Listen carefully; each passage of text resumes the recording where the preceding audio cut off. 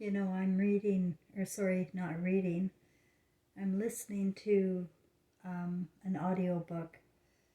It's called The Secret Teachings of All Ages by Manly P. Hall. And it's esoteric occult audiobook. Part 1 of 3, it says. And it's 10 hours long. Um, this one part is 10 hours. So I like to listen to, if it piques my interest at all, I'll listen while I'm playing cards online. I have so many channels in my brain, in my way my brain works. I have to do 2 or 3 things at the same time. I cannot sit down and focus on one. So, and as I'm listening to the audiobook, um, he's going into the history of the philosophers and talks about Aristotle. That's the one that I really grabbed onto in my consciousness. That's Aristotle is the one that fucked up our senses, that had man live like a reptile, really, because without emotion, you're a reptile, and you can tell because animals don't have same sex, same gender sex. They don't have any urges to do children, puppies, kittens. No, it's not human, my friends. And what we have been conditioned in our brains, we've been conditioned on the left brain to follow this program. And as we are following the program for I don't know how many years, I think 2600 is when things really went to hell with our minds. Walking into some Garden of Eden with fairy tales is not a right brain idea. It's a left brain idea to keep people in a box in that garden. And they did. Everybody's in the Garden of Eden. So our brains have been neurolinguistically reprogrammed to obey the system. And it's like after the beings of light downloaded me with all of this horrific news about our world and what was to come, it was around the time of Donald Trump being elected. And I felt like picking up a phone and going, well, who's in charge? I've got to talk to them. It wasn't going to be Donald Trump. It wasn't going to be anybody in power. I just thought, well, somebody's got to know what I know. I got to phone somebody. And then I realized there is no parent in America. There's no one person to call when you have a problem. And when you want to have somebody arrested. You don't call the police if you want to arrest somebody in the government. The police are the government.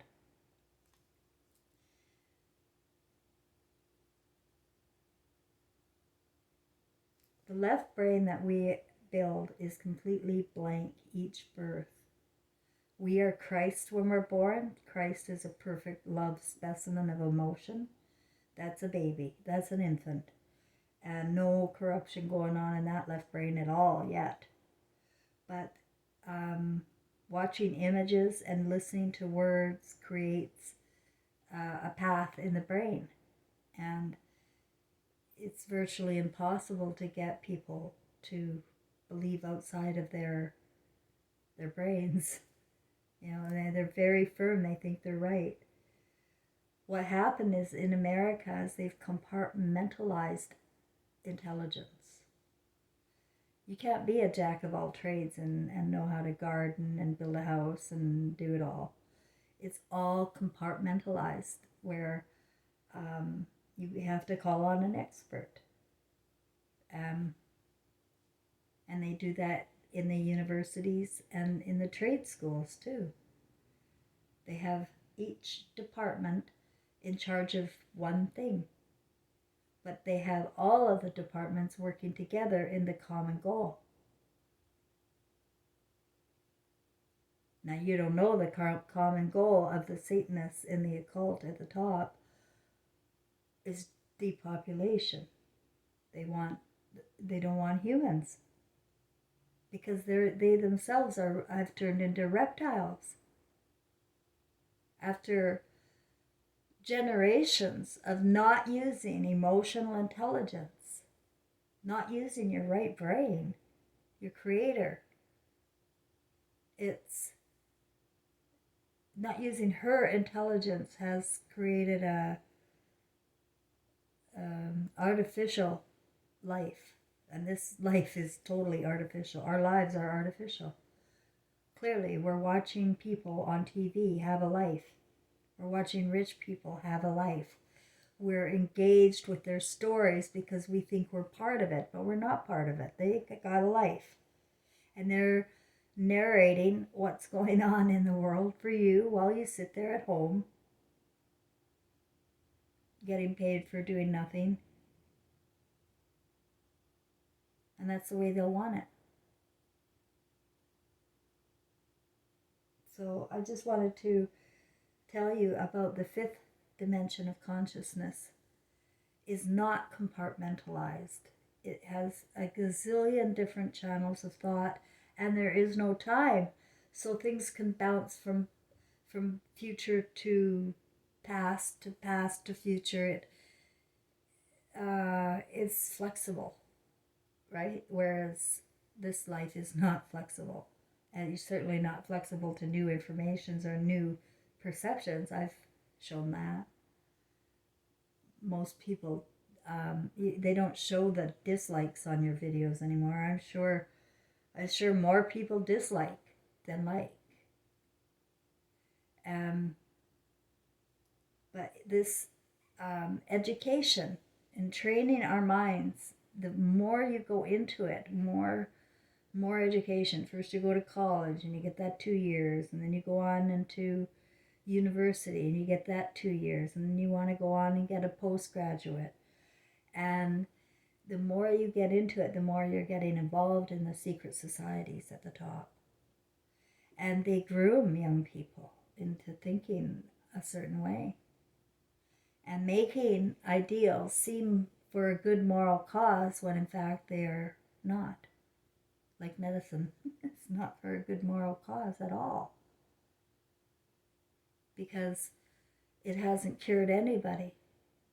There's no cures if you think about it for a minute. Nothing. Just more names of diseases coming up. Depending on the reaction you're having, I think, to poison, if you ask me, because it's all for profit. It's a left brain value. And if it's for profit, it's a left brain value, it's artificial, it's going to crash and burn. A right brain value is healing with love, healing with tender, loving care, which is the opposite of what we get here. Fresh, wholesome food, healthy vegetables, protein, making sure that your body is nourished will keep you. Your body is born perfect. Remember, you're Christ. As soon as you start buying into you need the drugs and you can't heal and you need a doctor, then you are turning your Christ over to gods outside of yourself. And I keep hearing from these Bible thumpers the commandments, the 10 commandments, and they keep saying the same thing. Thou shalt have no other God before me. No, it's thee, you. It's you. No other gods before you, or you're going to be their slave. obviously. In my fascinating world, I'm here telling you, I remember my past lives. I remember my past lives as Mary 1 being beheaded in Ephesus, Turkey. That's what I remember. There's no doubt about what I remember because it's not in the books. It's not anywhere, but you're going to see it's proven fact. The one that you're saying your Hail Marys to was beheaded by the people that are in charge today at the Vatican. And you keep going and you keep believing, and you go on Sunday and get communion and drink some blood or wine and pretend it's blood, and you eat some crackers and you pretend it's flesh. What the fuck is wrong with you?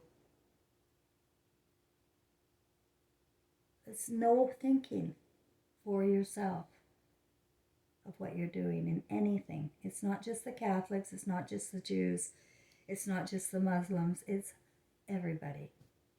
Anybody who enters a garden of somebody else's mind and takes it on as reality will manifest that reality.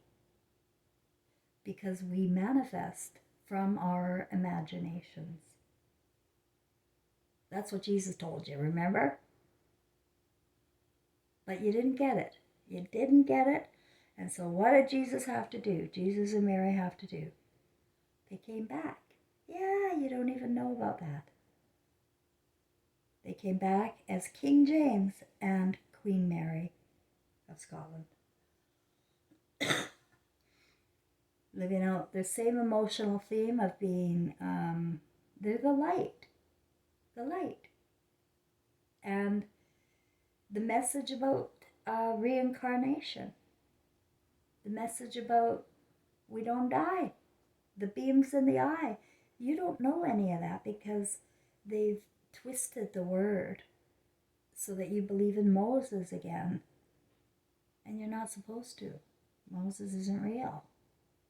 He's a fairy tale.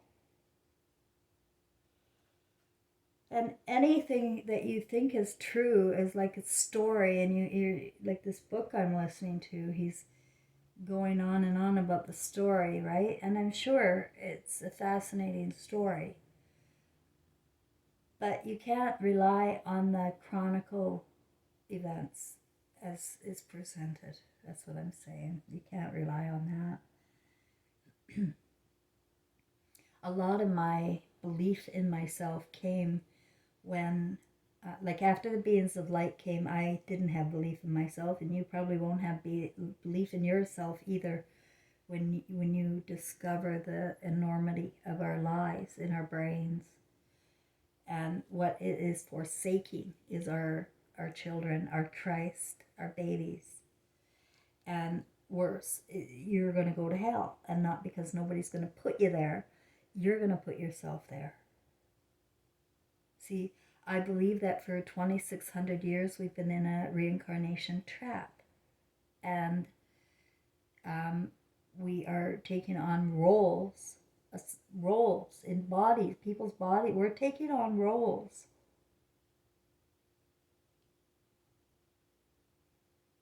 But we get the roles corrupted.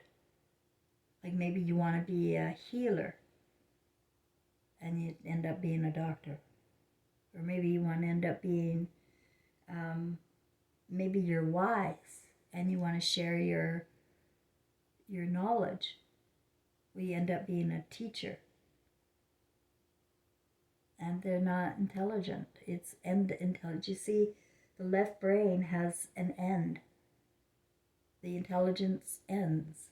Like, teacher goes for 4 or 5 years to school and then teaches for 40 years. What is that person teaching? The same stuff that she learned in school? No, because intelligence does evolve without education. Without education, our intelligence would evolve so much faster. Because I'm sure without education, we'd use the little girl's brain too. We'd use her imagination, because her imagination comes from her heart, and it's eternal and emotional. And it takes into consideration emotional things like feelings of animals and children and parents and seniors. Feelings of these things are rather important to a little girl until she's made into a psychopath to not think about feelings. And that every birth we're getting reborn, same psychopathic mother, same stories. It's not ending because we keep studying the same scriptures, and the left brain is evolving evil. Evil. You can see it, and I know you can.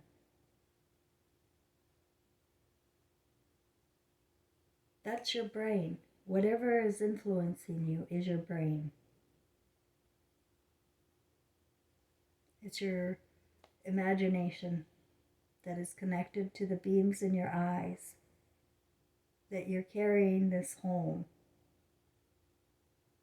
this imagination home. And the reason why you keep getting reborn in is because you bring the wrong imagination home.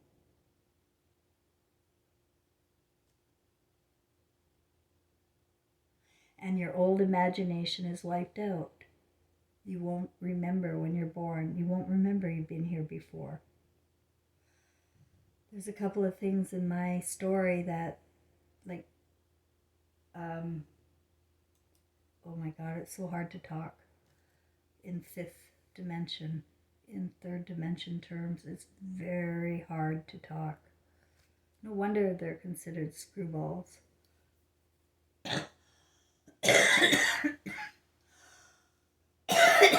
Okay, just to go back, Trevor said when he was 4 that his name was Mark. He asked me, why do you call me Trevor? My name is Mark. And so that is a part of my puzzle that never fit into the King James or the Jesus thing, right? That's a piece of puzzle that, well, why did Trevor say that? So I always just let things sit in me until the answer comes. I never deny the truth. I never put it away and not think about it. I say, I'm going to wait on that. There's a reason that Trevor told me his name was Mark. A couple of different weird serendipitous things that have happened in my world since the beings of light came, and I went homeless and lost everything, is every guy that has helped me out here, his name is Mark. Every guy. Like, my landlord's name is Mark, and I'm protected in this house. I know it. I feel it. And Mark, the guy that gave me my cat, Refugee, he's a little alien guy, and gave me this cat that was a refugee cat. I can't think right now, but there's like 4 or 5 Marks recently that have helped me significantly. And in my 5D mind, I see that as part of my journey and mission. To talk about it, oh my God, too hard. Because, I hear my words because I was raised here and I am of sound mind. I was raised here. I know what crazy talk sounds like. I mean, reincarnation was crazy talk to me before Trevor died, let alone spirits around me. No, we don't believe in that. And I went to my pastor and I said, yeah, this is going on. And they said that my son was in hell. And that because he didn't pray in Jesus' name. He left the church at 13. Ew, little son of a bitch. So, and Trevor said around that same time, 13 years of age, that we come in any role we want to start with. And that's a fact.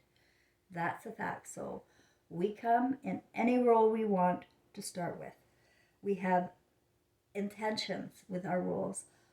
I am not the only one that knows that this world, this earth, has been hijacked by Satan, the ideals of Satan, because there's no spirit named Satan.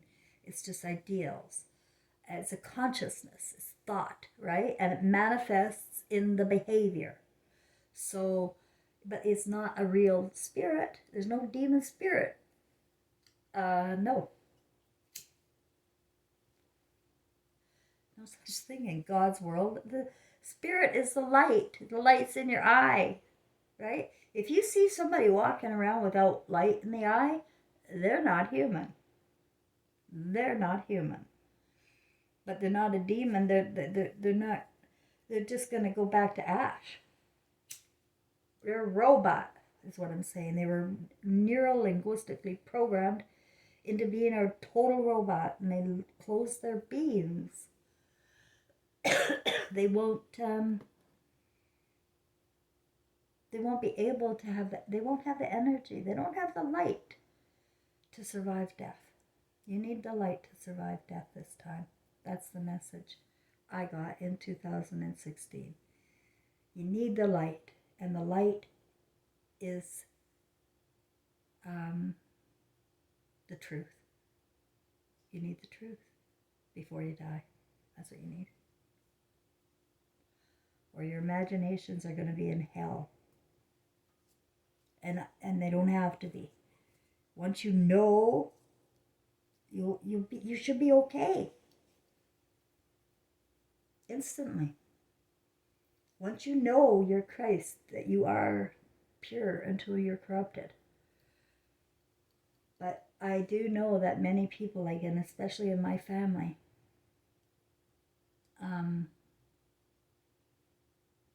they're empty. They're empty. I remember picking the role of Cheryl Ann Grosclose. I remember my dad asking who will bear the brunt of my mother's anger. I remember the three others, my siblings, and the ones that turned out to be so horrible. They were already empty. I think they're already empty. I think you have so much fuel and you go empty.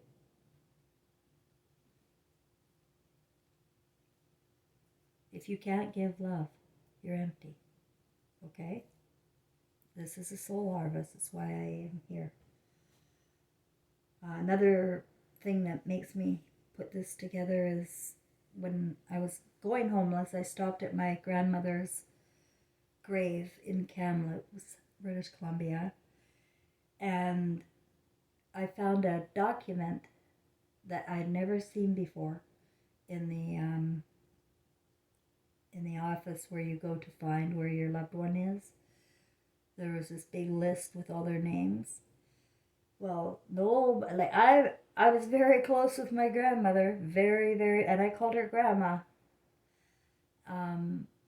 But nobody ever told me that she called herself, that her real name was Anna Marie.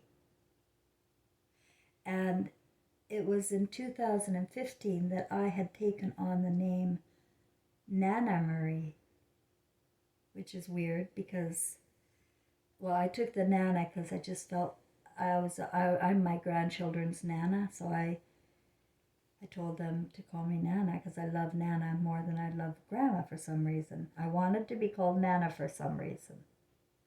So I wanted to be separate from all the other grandmothers. All of my grandchildren have like 5, 6 grandmothers because of all the inter-family relation things that go on. So I wanted to be Nana. And then when I divorced, my husband had a horrible Dutch last name. I did not want that last name to Bokhorst anymore. And what name would I take? Because at the time I took on a new name, I was still sleepwalking. And I didn't know what name to take. And I decided to take the name Thomas. And the reason why I took the name Thomas is because my grandson, my son's middle name is Thomas. And for some reason, he named his son Dylan Thomas too. Gave him Dylan Thomas. So there's Dylan Thomas, Rage, Rage Against the Dying of the Light. It's another dot to this situation I've got going on in my brain.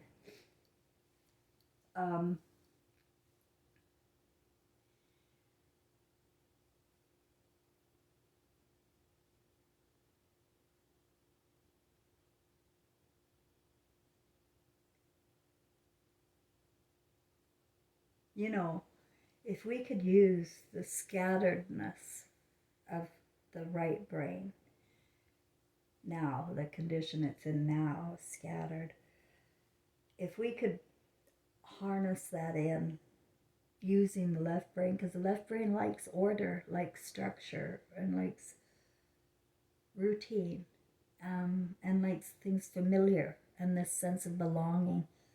The right brain needs this kind of order, or the left brain does. It needs the right brain's influence, but it hasn't had the right brain's influence because nothing new is allowed to be talked about. You tell me I'm crazy. You tell them you killed my Aunt June. She was a genius. Jumped out of her 7-story window at 60, 70 years old because you can't stand her. You can't stand old women.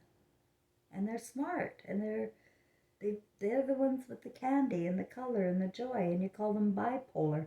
You tell them you got 2 moods. You can't have moods like that, then you'll be extreme. She had 1,000 channels too. It wasn't 2 polar, it's 1,000 polar. And all women are, if they're allowed. And they're not. The sleepwalking ones are totally lobotomized Stepford wives, going along with, and they think they're doing right by going to these yoga things, you know. They really go and they hurt their bodies, and they think they're doing it for some moral, altruistic reason. It's always hurts. Yoga is horrible. Stay away from yoga. Stay away from anything that hurts or that makes you sit and focus. It's taking your brain and making it into a man brain.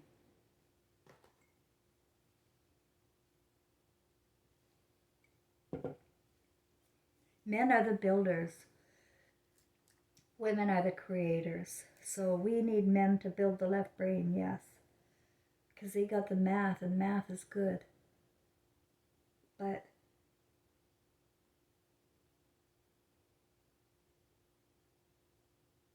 he doesn't want the right brain's influence, you know?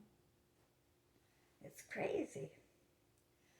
So the reason why I went on about that Thomas, that's what I was talking about, Thomas.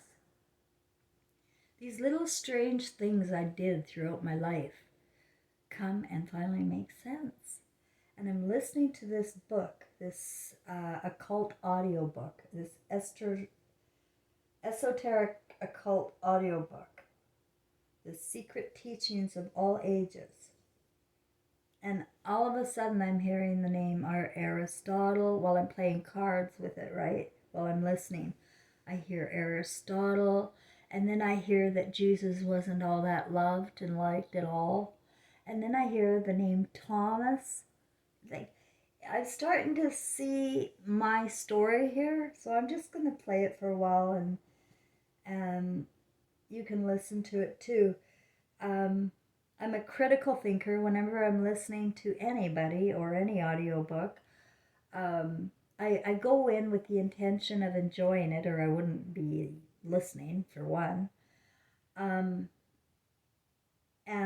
But I'm always aware that anyone can lie, and to make sure that I'm not ever buying into a God outside of myself, right? Thou shalt have no other gods before thee means these experts too, because they're only expert in one area of life. They may not be expert in something else that they would need to be your God, you know? Plato traveled widely and was initiated by the Egyptians into the profundities of Hermetic philosophy. He also derived much from the doctrines of the Pythagoreans. Cicero describes the threefold constitution of Platonic philosophy as comprising ethics, physics, and dialectics. Plato defined good as threefold in character: good in the soul, expressed through the virtues; good in the body, expressed through the symmetry and endurance of the parts; and good in the external world, expressed through social position and companionship. In the book of Philosophers on Platonic definitions, that great Platonist thus defines God: a being that lives immortally by means of himself alone, sufficing for his own blessedness, the eternal essence, cause of his own goodness.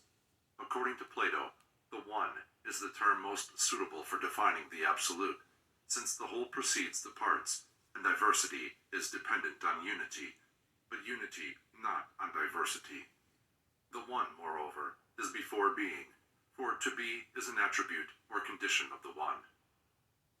Platonic philosophy is based upon the postulation of three orders of being: that which moves unmoved, that which is self-moved, and that which is moved. That which is immovable but moves is anterior to that which is self-moved, which likewise is anterior to that which it moves. That in which motion is inherent cannot be separated from its motive power. It is therefore incapable of dissolution. Of such nature are the immortals. That which has motion imparted to it from another can be separated from the source of its animating principle.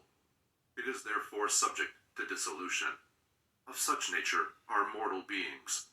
Superior to both the mortals and the immortals is that condition which continually moves, yet itself is unmoved. To this constitution the power of abidance is inherent. It is therefore the divine permanence upon which all things are established. Being nobler, even than self-motion, the unmoved mover is the first of all dignities. The Platonic discipline was founded upon the theory that learning is really reminiscence, or the bringing into objectivity of knowledge formerly acquired by the soul in a previous state of existence. At the entrance of the Platonic school of the Academy were written the words, "Let none ignorant of geometry enter here." Plato. From Thomason's Recueil des Figures, Groupes, Termes, Fountains, Vases et autres ornements. Plato's real name was Aristocles. When his father brought him to study with Socrates, the great skeptic declared that on the previous night he had dreamed of a white swan, which was an omen that his new disciple was to become one of the world's illumined. There is a tradition that the immortal Plato was sold as a slave by the king of Sicily. After the death of Plato, his disciples separated into two groups. One, the academics, continued to meet in the academy where once he had presided. The other, the Peripatetics, removed to the Lyceum under the leadership of Aristotle, 384 to 322 BC. Plato recognized Aristotle as his greatest disciple, and, according to Philoponus, referred to him as the mind of the school. If Aristotle were absent from the lectures, Plato would say, "The intellect is not here." Of the prodigious genius of Aristotle, Thomas Taylor writes in his introduction to The Metaphysics, "When we consider that he was not only well acquainted with every science, as his works abundantly evince, but that he wrote on almost every subject which is comprehended in the circle of human knowledge, and this with matchless accuracy and skill, we know not which to admire most, the penetration or extent of his mind." Of the philosophy of Aristotle, the same author says, "The end of Aristotle's moral philosophy is perfection through the virtues, and the end of his contemplative philosophy a union with the one principle of all things." Aristotle conceived philosophy to be twofold, practical and theoretical. Practical philosophy embraced ethics and politics. Theoretical philosophy, physics and logic. Metaphysics he considered to be the science concerning that substance which has the principle of motion and rest inherent to itself. To Aristotle, the soul is that by which man first lives, feels, and understands. Hence, to the soul he assigned three faculties: nutritive, sensitive, and intellective. He further considered the soul to be twofold, rational and irrational, and in some particulars, elevated the sense perceptions above the mind. Aristotle defined wisdom as the science of first causes. The four major divisions of his philosophy are dialectics, physics, ethics, and metaphysics. God is defined as the first mover, the best of beings, an immovable substance, separate from sensible things, void of corporeal quantity, without parts, and indivisible. Platonism is based upon a priori reasoning, Aristotelianism upon a posteriori reasoning. Aristotle taught his pupil, Alexander the Great, to feel that if he had not done a good deed, he had not reigned that day. Among his followers were Theophrastus, Strato, Lyco, Aristo, Cratylus, and Diodorus. Of skepticism, as propounded by Pyrrho of Elis, 365 to 275 BC, and by Timon, Sextus Empiricus said that those who seek must find or deny they have found or can find, or persevere in the inquiry. Those who suppose they have found truth are called dogmatists. Those who think it incomprehensible are the academics. Those who still seek are the skeptics. The attitude of skepticism towards the knowable is summed up by Sextus Empiricus in the following words: "But the chief ground of skepticism is that, to every reason, there is an opposite reason equivalent, which makes us forbear to dogmatize." The skeptics were strongly opposed to the dogmatists, and were agnostic in that they held the accepted theories regarding deity to be self-contradictory and undemonstrable. "How," asked the skeptic, "can we have indubited knowledge of God, knowing not his substance, form, or place? For, while philosophers disagree irreconcilably on these points, their conclusions cannot be considered as undoubtedly true." Since absolute knowledge was considered unattainable, the skeptics declared the end of their discipline to be in opinionatives, in disturbance, in impulsives, moderation, and in disquietives, suspension. The sect of the Stoics was founded by Zeno, 340 to 265 BC, the Citian, who studied under Cratius, the Cynic, from which sect the Stoics had their origin. Zeno was succeeded by Cleanthes, Chrysippus, Zeno of Tarsus, Diogenes, Antipater, Panatius, and Posidonius. Most famous of the Roman Stoics are Epictetus and Marcus Aurelius. The Stoics were essentially pantheists, since they maintained that as there is nothing better than the world is God. Zeno declared that the person of the world is diffused throughout it as seed. Stoicism is a materialistic philosophy, enjoining voluntary resignation to natural law. Chrysippus maintained that good and evil being contrary, both are necessary since each sustains the other. The soul was regarded as a body distributed throughout the physical form and subject to dissolution with it. Though some of the Stoics held that wisdom prolonged the existence of the soul, actual immortality is not included in their tenets. The soul was said to be composed of 8 parts: the 5 senses, the generative power, the vocal power, and an 8th, or hegemonic part. Nature was defined as God mixed throughout the substance of the world. All things were looked upon as bodies either corporeal or incorporeal. The problem of diversity. From Kircher's Ars Magna Sciendi.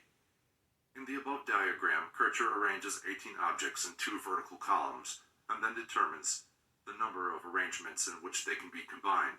By the same method, Kircher further estimates that 50 objects may be arranged in almost unlimited combinations. From this, it will be evident that infinite diversity is possible, for the countless parts of the universe may be related to each other in an incalculable number of ways, and through the various combinations of these limitless subdivisions of being, Infinite individuality and infinite variety must inevitably result. Thus, it is further evident that life can never become monotonous or exhaust the possibilities of variety. Meekness marked the attitude of the Stoic philosopher. While Diogenes was delivering a discourse against anger, one of his listeners spat contemptuously in his face. Receiving the insult with humility, the great Stoic was moved to retort, "I am not angry, but am in doubt whether I ought to be so or not." Epicurus of Samos, 341 to 270 BC, was the founder of the Epicurean sect, which in many respects resembles the Cyrenaic, but is higher in its ethical standards. The Epicureans also posited pleasure as the most desirable state, but conceived it to be a grave and dignified state achieved through renunciation of those mental and emotional inconstancies which are productive of pain and sorrow. Epicurus held that as the pains of the mind and soul are more grievous than those of the body, so the joys of the mind and soul exceed those of the body.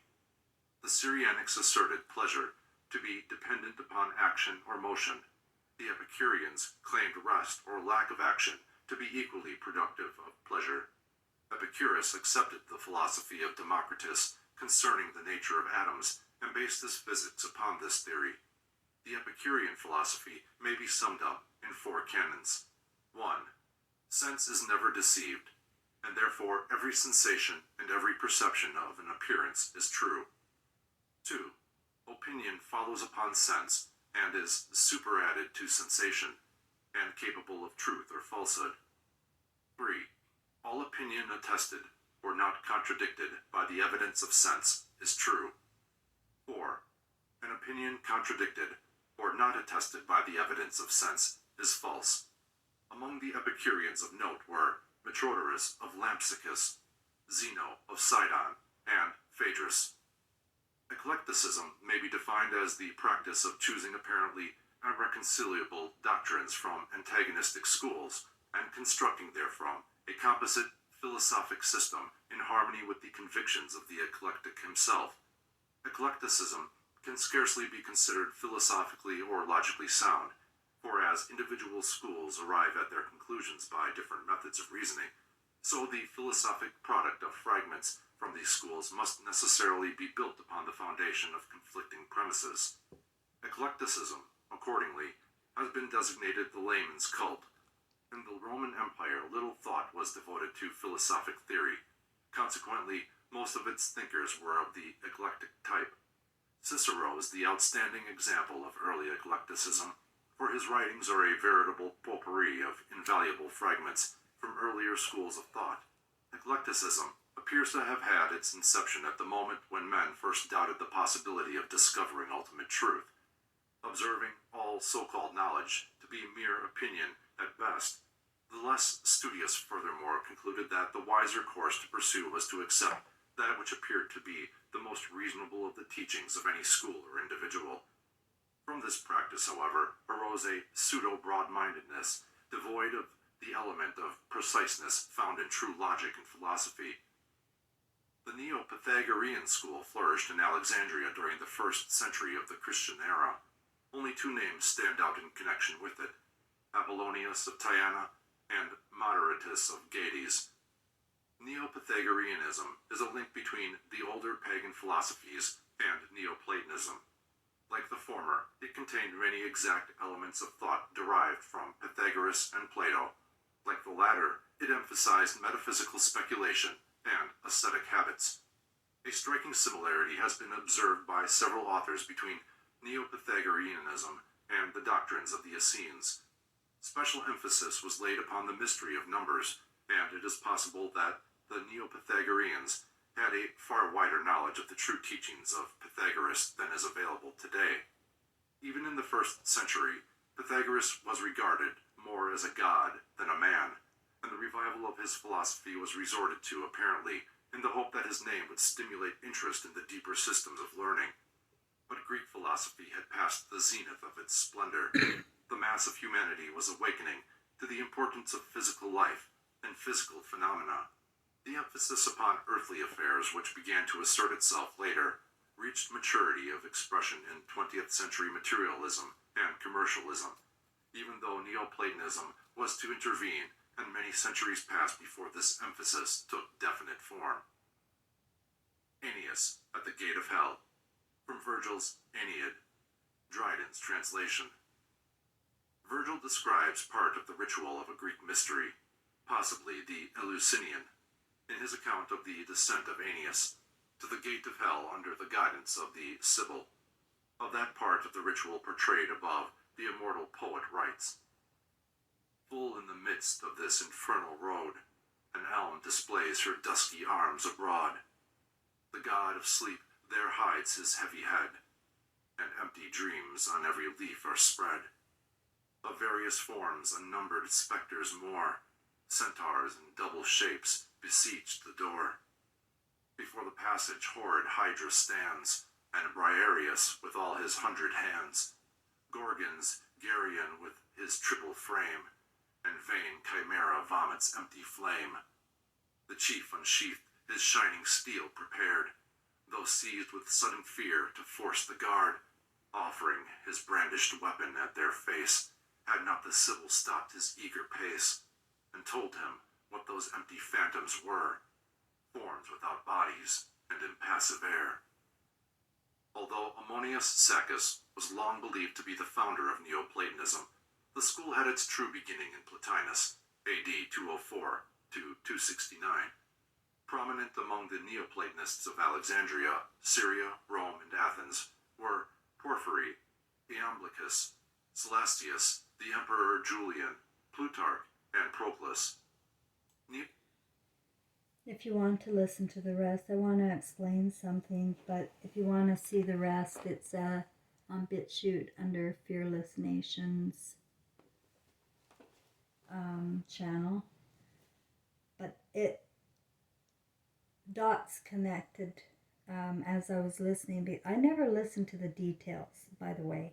Devil's in the details.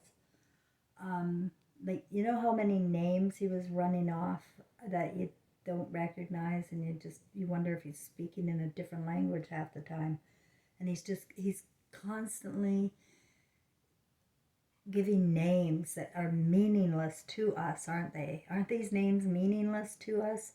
And so when you get so fucking involved in the details, you miss the context of the story. So I never listen to the details. That's my problem, my teacher said. Never pay attention to the details. No. And that's why I can see the big picture here. And you should be able to see the big picture too. But I'm going to help you along here with some things I know about Greece. Greece is going to be influential in the discovery of what happened to us. All these philosophical experts, if you will, the ones that the academics today study as a way of forming thought, and they always have alternative or controlled opposition too. You can think this way or you can think that way. That's always the way. You can think this way or that way, but you will not be able to think your way. That's for sure. That's why I failed, because I wasn't allowed to think my way. So, I know that hypnosis was invented in Greece with the sleep temples. And didn't you just hear that poem there he was going off? That sounded I don't remember what the poem was about, but as I was listening to him say that poem, I'm going, oh my God, that's hypnosis. This is it. This. They discovered, Aristotle, Plato, or whatever, they discovered that they could remove the first sense of emotion, use the 5 senses, and basically put you all to sleep. That's what they just said. Didn't you hear that? They are conspiring back then. It is these Greek philosophers. I also know sodomy started there too. I don't know how I know that. I just know that. And it was invented hypnosis. When I was in Ephesus, Turkey, and I had these overwhelming feelings about being beheaded there before. I had no idea Mary was even in Ephesus, Turkey. I thought she was in Jerusalem. But we don't get the whole story. We get bits and pieces, and nobody has the ability to put the pieces together. And what I'm saying is that you got to start by the whole picture.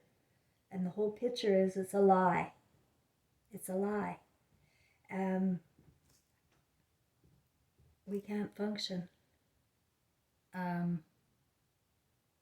forever in lies.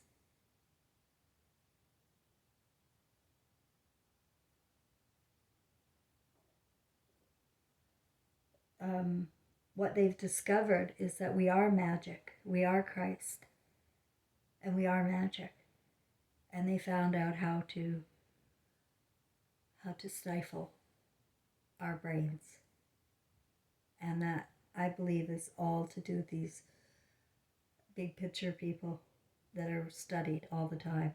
And yes, they are the mainstream, right? Einstein, they're they try to pretend, well, different schools have different philosophy. No, it's all the same philosophy, isn't it? If it's all Aristotle, if they're the ones that we've just accepted as fact,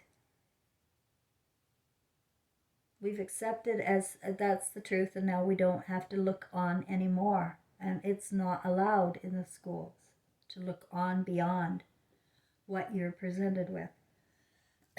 You have to memorize their dates that they were famous, and you have to memorize their most famous quotes, and you have to,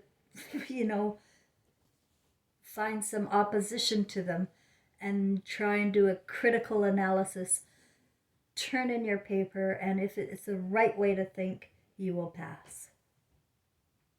If it is the wrong way to think, you will not. They'll find a way to get you out. They'll make your life a living hell. They'll get you out. You won't make it. And if you do make it in post, I would say, because I have some people I know that are graduates of just a bachelor's degree, and they're fine, but not really. They believe in the experts in each department. Because they're an expert in their department, they believe that people are experts in their individual departments. And so nobody gets any wiser.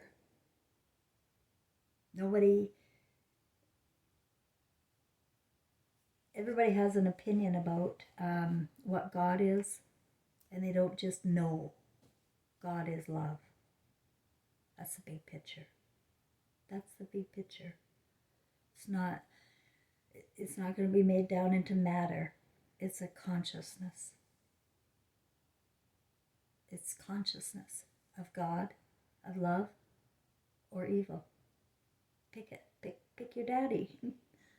But the way we're trained and our brains are formed, we don't have a chance. We don't have a chance. And we have to stop education. I can't see any other way. And I think the only way that the scriptures and the education can go is if anybody can believe a woman, hello. And I doubt it. I told the College of Physicians and Surgeons, when they kidnapped me and tortured me for 30 hours, and I'm a target, by the government. They know damn well I know what I know. And they don't like it. The dark hates the light. But I said I'd work with you if you ever want to learn about consciousness. Give me a call. But they don't. I even wrote McGill. They don't. They think I'm a crazy bitch. They think it's fantasy or illogical. If it's not logical in 3D, then it doesn't exist. Well, my logic does exist. And it's hard for me to get it to line up with the logic here. I just don't have it. I'm having a hard time lining up my logic with the logic here. It doesn't make sense to me. So there. North, south, east, and west never made any freaking sense to me either. How can you talk like that if you're living on a spinning ball? See? None of it makes sense. Nothing.